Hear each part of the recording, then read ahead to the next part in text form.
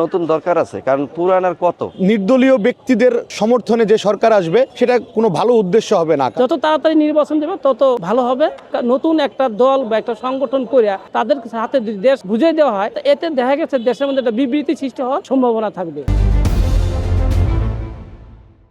আসলে বর্তমান সরকার যে ম্যান্ডেট নিয়ে রাষ্ট্র ক্ষমতা পরিচালনা করতেছেন, তারা এই ম্যান্ডেট নিয়ে নতুন রাজনৈতিক দল যদি ঘোষণা করে বা নতুন রাজনৈতিক দল যদি তারা অব্যাহতভাবে প্রকাশ করার চেষ্টা করে বা রাজনৈতিক দল গঠন করে রাষ্ট্র পরিচালনা করে, সেক্ষেত্রে সব মানুষের প্রতিক্রিয়া এক হবে না। মুষ্টিমেয় মানুষের প্রতিক্রিয়া ভিন্ন হতে পারে, কারণ হয়তো 50% মানুষের প্রতিক্রিয়া ভিন্ন হতে পারে যে রাজনীতির একটা দল যদি ওরা গঠন করে সেক্ষেত্রে হয়তো সাফল্য মণ্ডিত হবে না রাষ্ট্রের বিভিন্ন কার্যক্রম।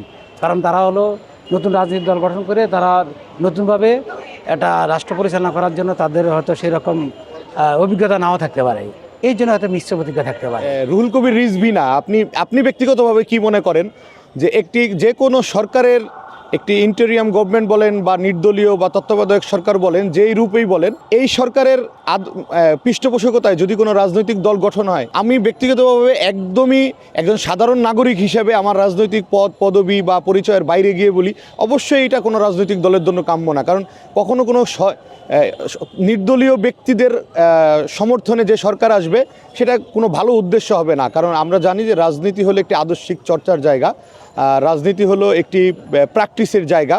যেই জায়গাটা যদি কারো ব্যাকআপে তৈরি হয়, সেখানে আদর্শ বা চর্চার কোনোটারই প্রাধান্য থাকে না বা এই জিনিসগুলি প্রাধান্য পায় না। এবং আমার বিশ্বাস যে যদি কোনো কিছুর ব্যাকআপে একটি রাজনৈতিক দল গঠিত হয়, তাহলে সেটা কখনোই রাজনৈতিক দল হতে পারবে না। আমাদের প্রধান উপদেষ্টা যে চিন্তা ধারণা যেটা করতেছে, আসলে এভাবে যদি দেশ সামনে অদূর ভবিষ্যৎ যদি ভালো হতো তাহলে ভালো ছিল।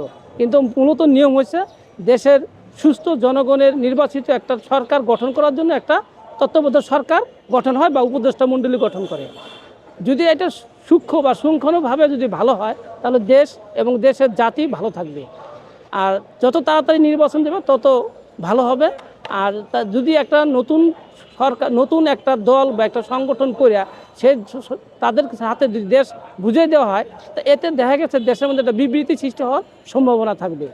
যেমন এরশাদের সময় আওয়ামী লীগ বিএনপি দুই পক্ষ মিলেই কিন্তু এই দেশ আবারকে উদ্ধার করছে। এরকম উপস্থিতি সামনে হতে পারে অদূর ভবিষ্যতে। তবে আমরা সরকারি চাকরি করি, আমাদের এই ধরনের কোনো মতামত নেওয়া, আমাদের মতামত দেওয়া ঠিক না।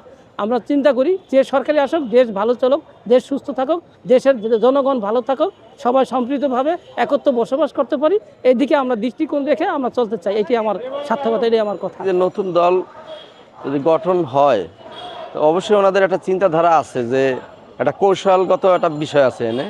উনি যেহেতু এনে আসছে, এসে দায়িত্ব নিয়েছে প্রধান উপদেষ্টার, আমার মনে হয় যে নতুন যারা, যে প্রবীণ যারা আর কি, এদের ভোটগুলি তো একটা হবে, মানে একটা সাইড হবে।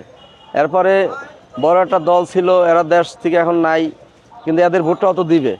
তা আমি মনে করি যে এই ভোটটাও ওরা পাবে, কারণ ওরা, আমার মনে হয় না যে আপনার বিএনপির এই ভোট দেবে জাতীয়তাবাদী দলরে।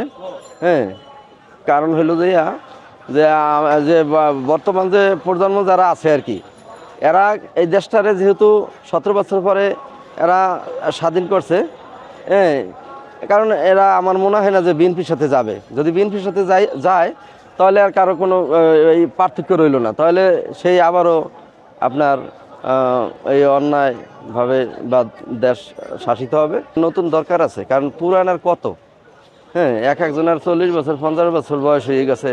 এখন নতুনদের দরকার আছে, নতুন আসার দরকার। নতুন দল আসলে, হ্যাঁ, আমরা চাই যে এখন যে চালাইতেছে, খারাপ তো চালায় না, ভালোই তো চালায়, এই হিসেবে আসা ভালো। আমরা এটা সাধুবাদ জানাই।